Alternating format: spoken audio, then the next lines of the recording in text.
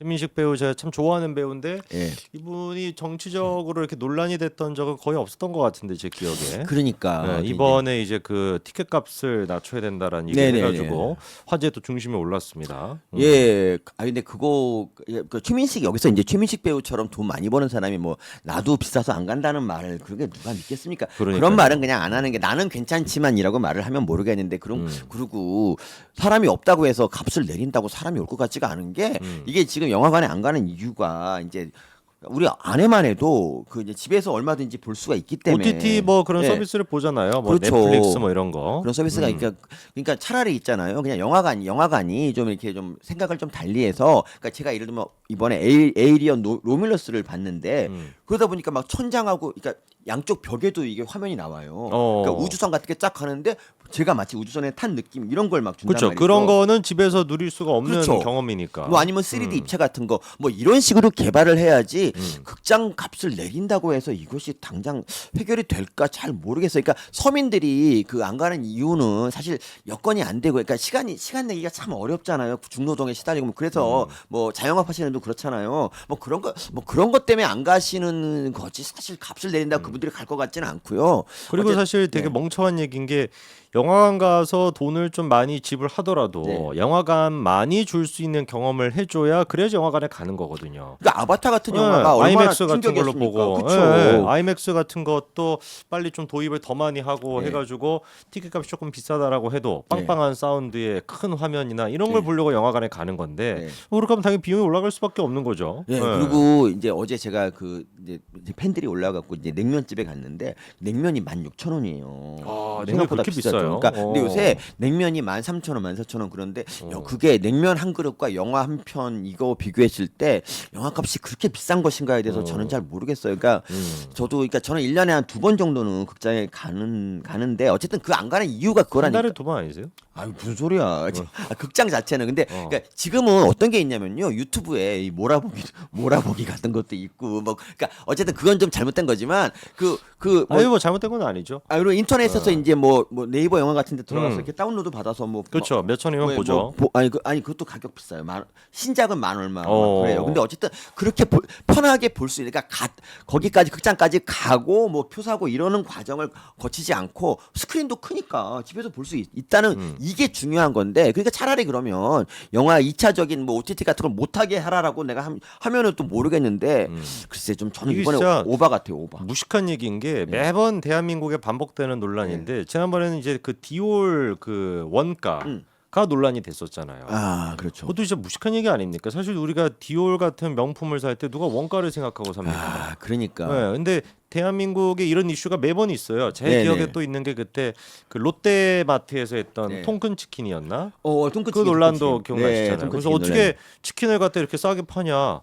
아니 근데 그것도 논란이 좀 이해가 안 되는 거예요. 근데 그때는 정부 차원에서도 무슨 뭐 가격을 뭐. 치킨 가격 낮춰라 그렇죠, 뭐 이렇게 그렇죠. 얘기했었는데 그건 시장이 그냥 알아서 결정을 하는 거거든요. 속된 표현으로 그냥 아니 안 먹으면 되는 거지. 안 먹으면 비싸면은 안 먹으면 되는 거고 통근 치킨은 그거 이제 사러 가려면 또 줄을 또 얼마나 서야 됩니까? 줄 서야죠. 또 자동차 타고 그까지 가가지고 현장에서 사고 그런 비용이 사실 다 시간 같은 게 계산이 돼서 뭐 7,000원이었나 8,000원 그렇게 책정이 뭐, 됐던 거고 예. 그게 아니라 집에서 그냥 내가 시원하게 맥주 한 캔 따가지고 배달시켜 먹고 싶다. 그러면 그냥 그 BBQ 같은 거 시켜가지고 먹으면 되는 거고. 그러니까 다 그냥 소비자의 선택이었는데 그거에 대해 가지고 대한민국 사람들이 매번 좀 의식이라고 해야 되나 뭔가 인식 좀. 구조가 참 저는 그 이해가 잘 안 되더라고요 매번. 그러니까 그리고 지금도 그거 하고 있지 않습니까? 마트 그 2주마다 뭐 쉬는 그런 것도 지금 그렇죠. 그것도 하고 그것도 있지 진짜 않습니까? 멍청한 짓이죠. 그러니까 사람들이 좀 그 갔다가 허탕 치는 사람도 있고요. 그러니까 이게 좀 짜증이 나요. 그러니까 마트에 가서 사야 되는 사고 싶은 그런 게 이제 마트라는 게 그래요. 그러니까 익명성도 있지만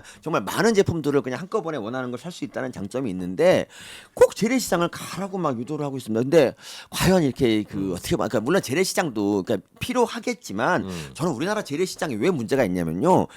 지금 재래시장은 마트랑 경쟁을 하면 안 돼요. 그러니까 일본 재래시장 제가 그때 말씀드렸지만 교토에 있는 재래시장은 재래시장만의 정말 소품종이지만 맞아요. 정말 와 이런 게 있냐라고 눈이 휘둥그레지는 물건들을 너무 가지고 깨끗하게 관리돼 있고. 예, 그러니까 예, 그렇죠. 깨끗한 것도 있지만 재래시장에서밖에 안 파는 거를 사면 그러니까 만들어 놓으면 그걸 간다니까. 그렇죠. 그 거기가 차별화를 예, 시켜야죠. 공예 같은 것도 너무 이쁜 것들이 많고 그래갖고 저는 그때 이 외국인 관광객들이 거기 시장에 좀 처음에 거기 간다 그럴 때 나 그냥 버스에 있을게 하다가 나중에 할 수 없이 그냥 왕따 나 혼자 남았어. 그래갖고 따라갔는데 가서 보니까 관광객이 미어 터지는 겁니다. 와. 그리고 저도 막 1시간 반을 시간 줬는데 거기서 왔다 갔다 이거 보다 보니까 시간이 다 지났었어요.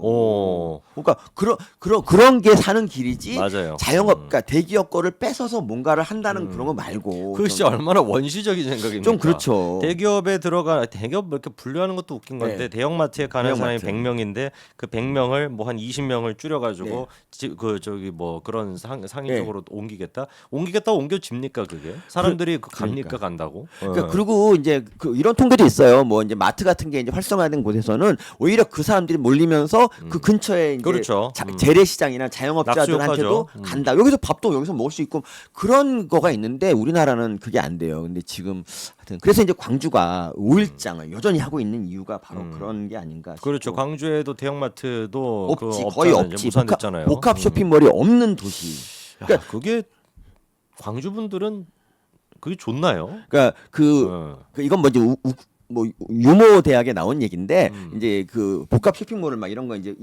뭐가 있지 복합 쇼핑몰 뭐가 있지 뭐 있잖아 이마트 뭐 이런 거 이마트 말고 그거 말고 코스트코보다 더 위에 있는 거 있잖아요. 스타필드 그렇지. 스타필드를 네. 딱 이제 그 사진을 막 찍어서 보여줬더니 니네들 이거 합성 거짓말한 거 아니냐고 광주 분들이 그랬다고 젊은 애들이. 이런 거 있을 리가 없다고. 예, 이런 거 이런 거 장난치지 말라고 이런 걸로 거짓말하지 말라고 이렇게 했던 그런 이제 유머 짤이 있어요. 근데 그분들이 나중에 이걸 알면 그러니까 그분들은 대전까지 다녀요. 대전까지 왔다 갔다. 근데 이게 무슨 난리입니까? 그러니까요. 그러니까 광주가 발전하려면 어떻게 보면 좋은 쇼핑몰이 있어서 사람들이 외부에서도 오게 만들어야 되는데 그렇죠. 그게 발전하는 건데. 오히려 광주 사람들까지도 대전에 가게 만드는 게 과연 뭐가 그러니까 좌파들의 이 이상한 이념 있지 않습니까?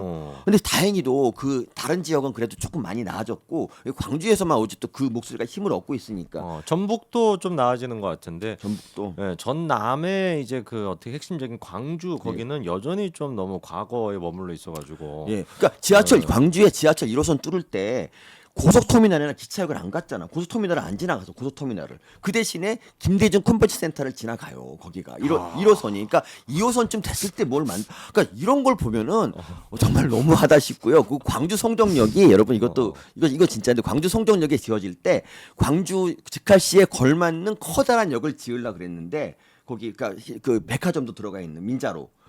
시장 그 건너편에 시장 상인들이 반대해가지고 굉장히 조그맣게 됐어. 그래갖고 광주 송정역이 정말 볼품 없었고 천안 아산역에 비하면 진짜 반도 안 되는 정도. 지금도 그래 사실은.